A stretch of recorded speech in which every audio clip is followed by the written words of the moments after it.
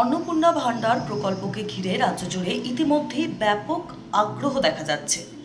অনেকে ফর্ম সংগ্রহ করছেন, আবার অনেকেই জানতে চাইছেন যে ঠিক কিভাবে আবেদন করতে হবে, কি কি তথ্য দিতে হবে এবং সবচেয়ে গুরুত্বপূর্ণ বিষয় কোন ভুল করলে আবেদন আপনার একেবারে বাতিল হয়ে যেতে পারে।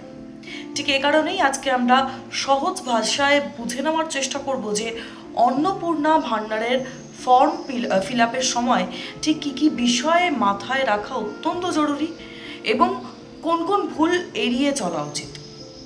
প্রথমেই যে বিষয়টা জানতে হবে সেটা হচ্ছে যে ফর্ম কোথায় পাওয়া যাচ্ছে। সরকারি ঘোষণা অনুযায়ী অনলাইনে ফর্ম পাওয়া যাচ্ছে, পাশাপাশি অফলাইনেও, যেমন বিডিও অফিস, এসডিও অফিস, জেলা শাসকের অফিস এবং বিভিন্ন পুরসভা থেকে এই ফর্ম সংগ্রহ করা যাচ্ছে। এছাড়াও গ্রামীণ এলাকার ক্ষেত্রে প্রশাসনের পক্ষ থেকে বাড়ি বাড়ি গিয়েও তথ্য সংগ্রহের উদ্যোগ কিন্তু নেওয়া হতে পারে। এবার আসা যাক যে সবচেয়ে গুরুত্বপূর্ণ যে অংশটা, এই ফর্ম মোট 13 পাতার, অর্থাৎ শুধুমাত্র নাম ঠিকানা লিখে দিলেই কিন্তু সেটা জমা দিলেই হবে না। আবেদনকারীর পরিবার, আয়, সম্পত্তি এবং অন্যান্য সরকারি সুবিধা সংক্রান্ত একাধিক তথ্য জমা দিতে হবে। এই ফর্ম ফিল আপের সময় মোটামুটি 7 ধরনের তথ্য চাওয়া হচ্ছে। একে একে বলবো আপনাদেরকে। প্রথম হচ্ছে পারিবারিক পরিচয়।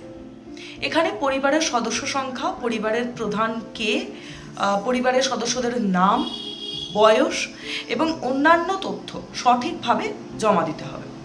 ভোটার বা রেশন কার্ডে যে বানান রয়েছে ফর্মেও কিন্তু সেই একই বানানেরই ব্যবহার করতে হবে।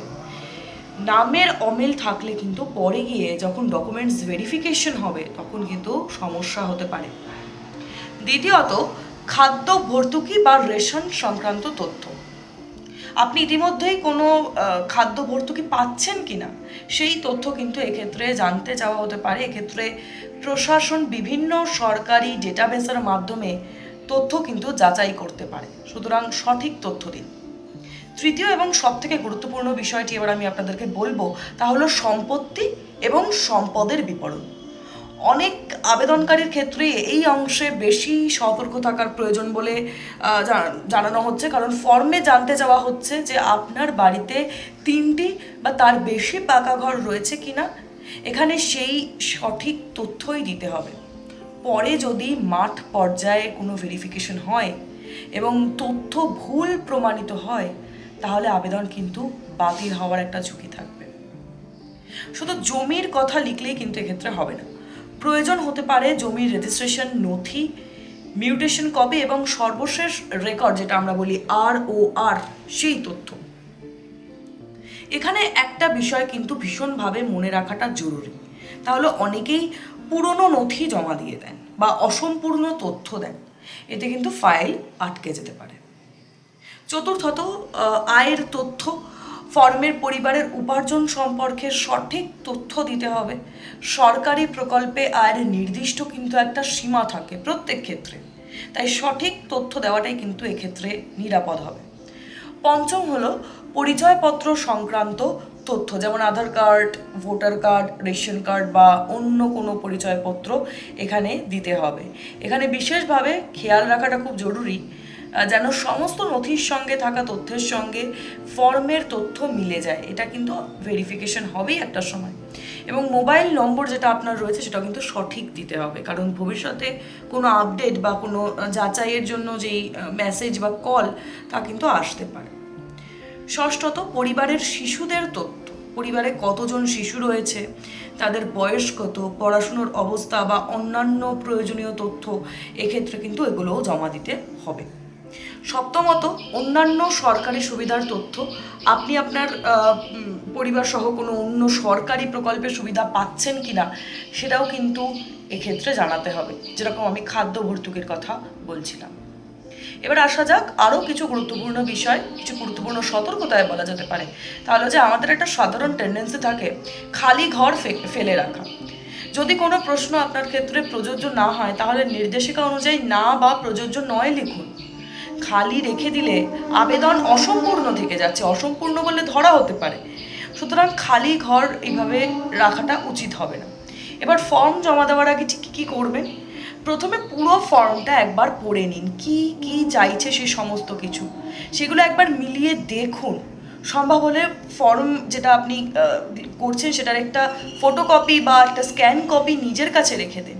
সমস্ত নথি আগে থেকে প্রস্তুত রাখুন এবং জমা দেওয়ার আগে অন্তত একবার হলেও এই প্রত্যেকটা নথি যাচাই করুন। শুধু নামটা লিখে দিই, যে কোনো একটা, যে কোনো। অঙ্কিতা গোস্বামী, বাঙালি যে গ্রাহক, ওনার গার্জেন যে আছে তার নাম বাংলা ইংরেজি করবো। নাম তো বাংলা। গোস্বামীটা করলে ভালো না, লিখতে হবে। এসআই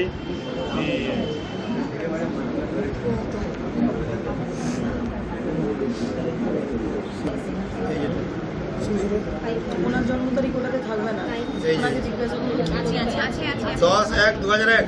হ্যাঁ ওটা তো গ্রাহকের। হ্যাঁ, অঙ্কিতারই হবে। এই ডেট অফ বার্থ তো অঙ্কিতারই হবে, যে অ্যাপ্লাই করছি। Shibon Goswami date of birth বলতে পারবেন? হ্যাঁ স্যার বলুন। ওই 2 হ্যাঁ 2 হ্যাঁ ফেব্রুয়ারি 2 ফেব্রুয়ারি 2 ফেব্রুয়ারি 1987। ওই ফর্ম ফিল আপ করো, ওই যে পাশে ইনাকার নাম বলো, পুরো সামনে আসুন।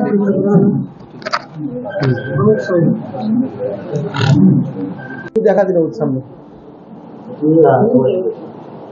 সামনে ফর্মটা দেখান।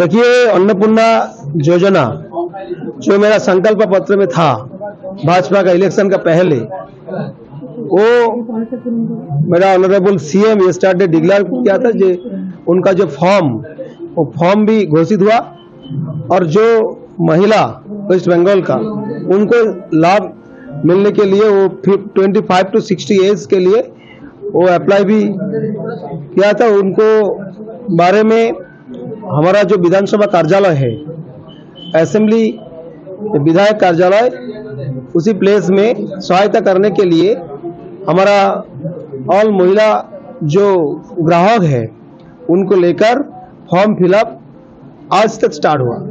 और हर जो मेरा अधिकारी है, बीडीओ, एसडीओ, डीएम और पौरसभा, उसी प्लेस में हर महिला को सहायता करने के लिए अन्नपूर्णा योजना को लाभ किसी को, जो हर महिला को मिलना चाहिए। और जो लक्ष्मी भंडार वो पा रहा है उनको अप्लाई करने की कोई जरूरत नहीं है, उसी अकाउंट में अन्नपूर्णा योजना का लाभ मिलेगा। 3000 होगा, 2000 रुपया डबल इंजन के लिए डबल होगा। इसीलिए हम लोग आज अनुष्ठानिक शुभ सूचना भी किया था अन्नपूर्णा योजना को फॉर्म फिलअप, और हर महिला को, हर माता जी को 25 to 60 एज का हम लोग को जो गवर्नमेंट को जो कमिटमेंट है, मोदी जी का जो कमिटमेंट है, मेरा सीएम को जो कमिटमेंट है, वो पूरा कर रहे हैं। वो स्टार्ट हो गया और ऑनलाइन में 1 जून में स्टार्ट होगा।